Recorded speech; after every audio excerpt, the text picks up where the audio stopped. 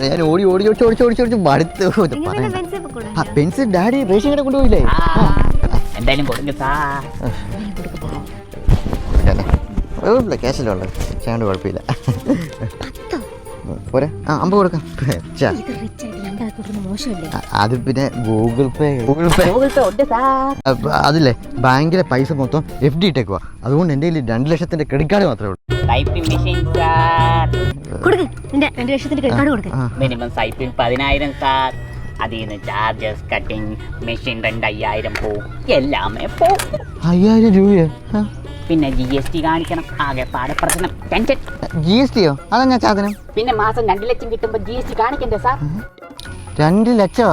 ലക്ഷോ?